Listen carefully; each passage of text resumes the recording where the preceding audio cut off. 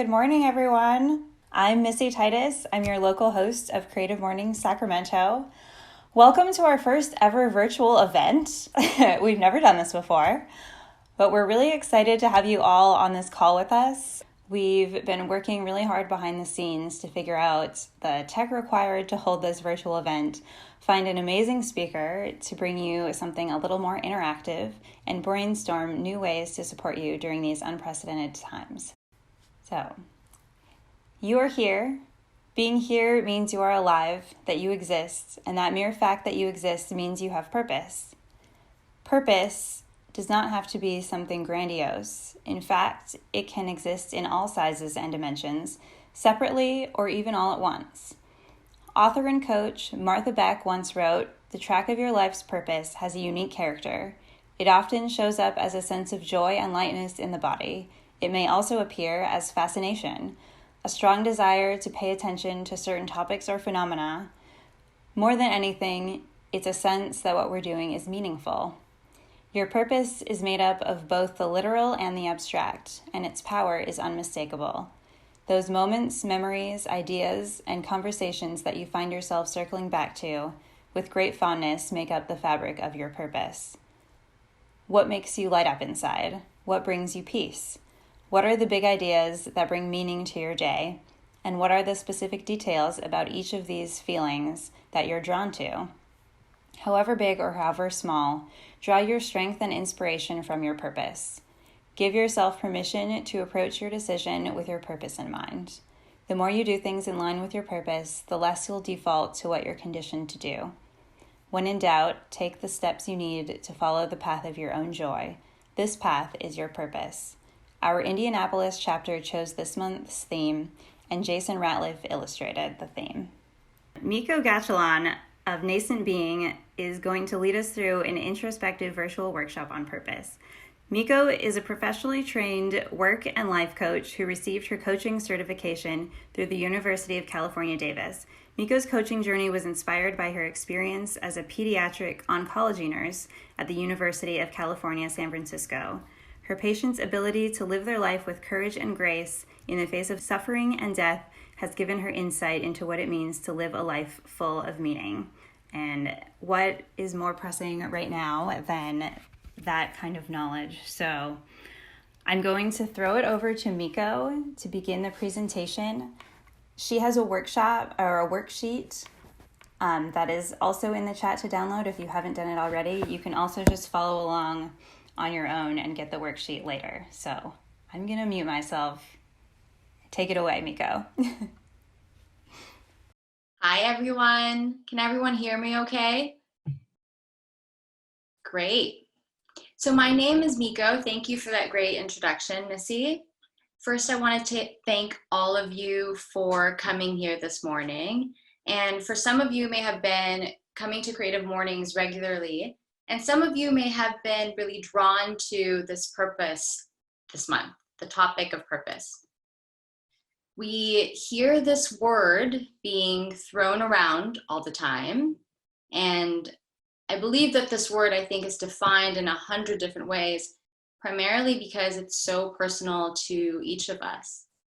So let's take a second and really consider what this word means to us individually. For those of you willing to share, please type in some of your definitions of purpose on our chat box. And as you do, questions that you may consider are, what is your why? When you wake up in the morning, what is it that you wake up for? What is your reason for being? Purpose is defined as a central, self-organizing life aim that provides both motivation and direction towards particular goals.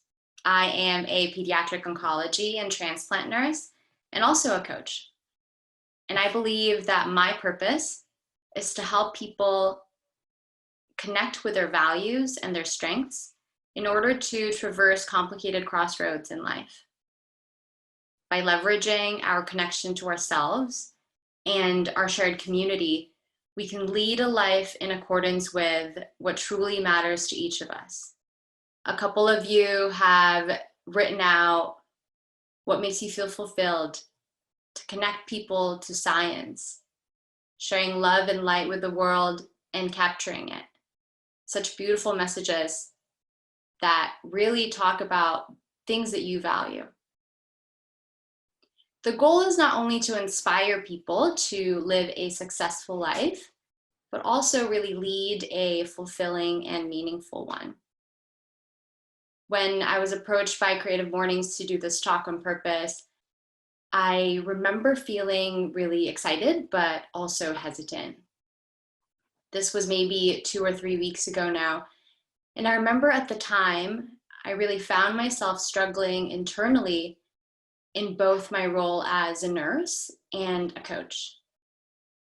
I think I was struggling to be in a constant state of positivity and optimism, that anchor for hope and strength for my patients, my colleagues, and my clients. In reality, I was scared. And what that meant for me was I was not showing up in my relationships in the way that really resonated with my values. I remember an incident 3 weeks ago where I was having a conversation with my dad, whom I moved to a long-term rental so that he wouldn't be exposed to his roommates, in the hopes that isolating him would keep him safe. And the day that he moved, I asked him, how is it going? He responded with what I heard as complaints of, it's so quiet here, or the bed isn't what I'm used to. In that moment, in my inability to really witness his suffering, I heard complaints. And what I didn't hear was, change is hard. This is hard. I'm alone, and I'm scared. I recall this moment vividly when I was preparing for this talk, primarily because of that missed connection. I had the ability to show up for my values of empathy and love. I had the ability to just listen and not judge. But in that moment, as his daughter, I was crippled with fear and I worried about his safety. And I didn't understand his pain. So since then, I've realized that I needed to remind myself over and over of this lesson that I should know by now. And I needed to remind myself to put my oxygen mask on first. I really needed to re-examine my actions and ground myself in my values, to really root myself in it so that I may live up to my purpose of connection, of empathy, in community, in kindness, and really in love. I'm sure each of us have our own personal stories. If you're comfortable, what are some stories that come to mind? Feel free to type that into the chat box. I love the messages that you're all sending. My son, my husband, what purpose it was makes me to help as many people, to be as kind as possible to others. So for the next few minutes, I have put together an exercise for us to do together. And the goal of this exercise is for each of us to embrace a little bit of the stillness and silence this morning and sit with the question, who do I choose to be during this time? And who do I choose to be after this time? We're in a pivotal moment, really unprecedented time, where we are now creating the story. A friend of mine said, the ending hasn't been written. We're in it, we're living it, and I agree. What and who we choose to be is ours to make. So I invite each of you to take out the PDF that was given to you. It should be in the chat box. There should be a file attached to it also on the Zoom chat. Or for those of you who don't have access to it, that's okay. Please just take out a sheet of paper and a pen, and I'll walk you through it. So have it laying down horizontally on your table. As you continue along, I'll read out some of these purpose that you are all sharing. I choose to be kind. I listen so much more, to provide space. Christina says to be unapologetically myself. So have your sheet And I'm going to have you divide it into 4 columns. Can I see some thumbs up if people are ready? Okay.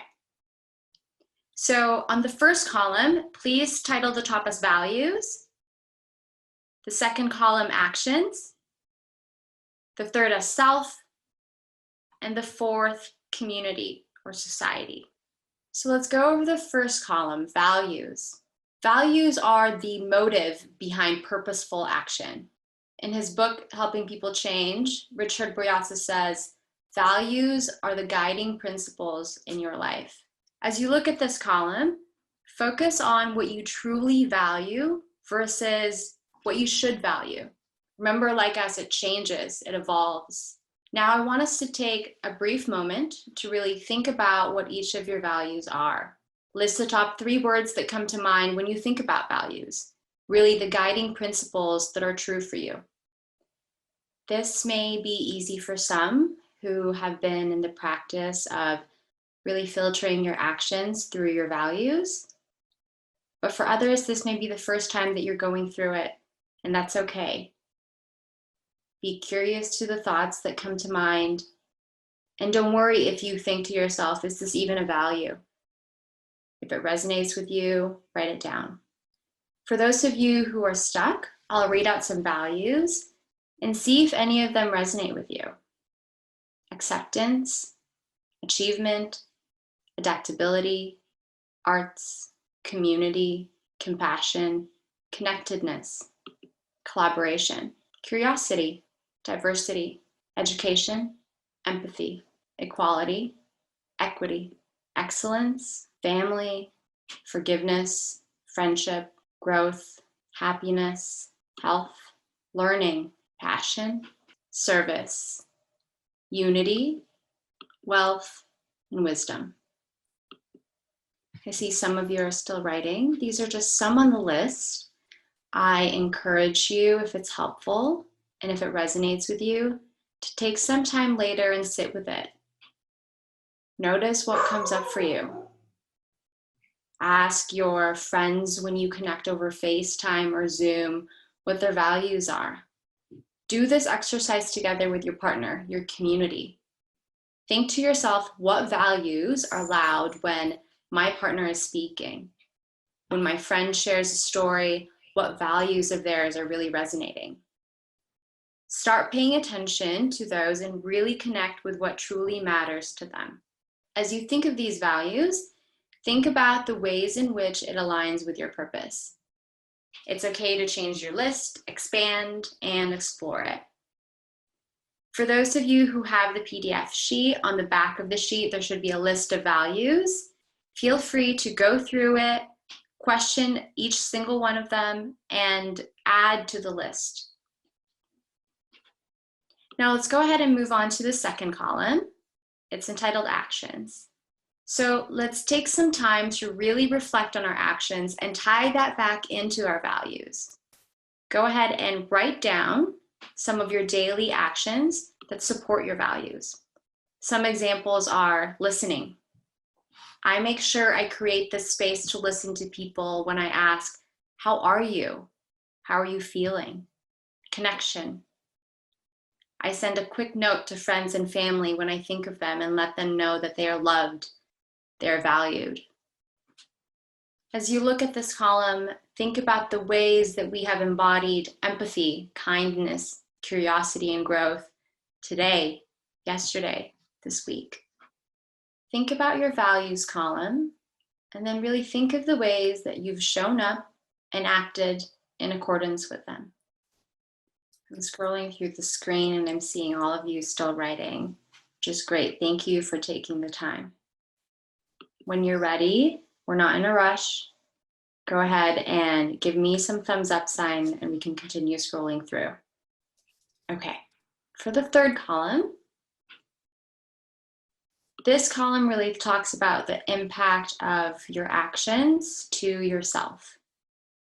So allow yourself to think of ways in which these actions impact your own well-being. In what ways do these actions help you? In what ways do they help you grow and propel you forward? Are some of the actions blocking you from living into your values? Are your actions, your thoughts, your internal dialogue, and the story that keeps playing in your mind, is that allowing you to live into your values? Think about the themes of the conversations that you're continually having with yourself throughout the day.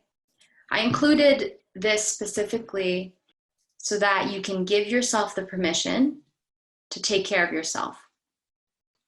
So for the fourth and final column, let's think about the impact of your actions to your community. In what ways are you supporting our community during this time? In what ways are you connecting with your friends, your family? Since this is Creative Mornings, in what ways can your creative outlet be a source of support for your community? For example, some of my values are growth, curiosity, empathy, and forgiveness. And when I think about valuing growth, in preparing for this talk, I was filled with thoughts of fear and doubt. And then I grounded myself in growth and in service, with the idea that when I overcome my own thought patterns of fear and doubt, I can and hopefully will empower all of you to be able to trust yourself. So in what ways are your values loud in your community, in your family? So as we wrap up this exercise, let's take a quick moment and really look at the worksheet as a whole. Look at your values, your actions, and your contribution. As you look at this sheet, what comes to mind? Ask yourself, what was that like as I walked through that? What feelings came up for you? Name your feelings, name the emotion. And remember, when you revisit this and as you're thinking through it, remember to be an observer of your thoughts rather than judging them. I invite you to share, revisit, and expand on this worksheet anytime you need to reconnect with your purpose, engage with your community, and use this tool to connect. In the work of Wilson and Muriel in 2004, they asked the question, in a world where you could choose to have your life be about something, what would you choose? And today we're in this space of filling in 100 different roles, all within the confines of our homes. A teacher, a partner, a parent, a worker, really everything. Ask yourself, in what ways are you grounding yourself in your values, primarily in the beginning in service of you? Because my friends, sometimes we need to remind ourselves to, like I did earlier, put my oxygen mask on first. So I wanted to leave you all today with a couple of calls to actions that I hope will help you during this time. First, as a nurse, it has been my practice to do what I call a check your pulse. And it's a reminder to ask myself 3 questions. What do I need? What am I feeling? And what can I do to prioritize and protect my needs today? Asking myself these questions allows me to understand through what emotional filter am I listening to others? Through what emotional filter am I either connecting or not connecting? Second, please be kind. Be kind to yourself and be kind to others. And lastly, practice gratitude. A friend and a coach who helped me prepare for this talk today shared a challenge that she did with her community where for 21 days, they wrote down 3 things that they were grateful for. And each day, each of the 3 things had to be different. Doing this really challenges you to evaluate what big things, small things, really everyday things that you're grateful for. So I wanted to share with you the 3 things that I'm grateful for today. One is my community, you, for being a safe space for me to be, for allowing me to be myself. 2, for my partner and my family, who is in the living room and also in the Zoom call for their support and their love. And lastly, for everyday kindness, that is a continuous source of hope for me. Through the lens of gratitude, we see the world differently. So who do you choose to be during this time? And who do you choose to be after this time? I believe that taking some time for quiet introspection is valuable. From this place, we can understand our values and make a decision on who we want to be and what we want to do. Our fulfillment in life is dependent on our becoming and understanding who and what we are becoming. So thank you.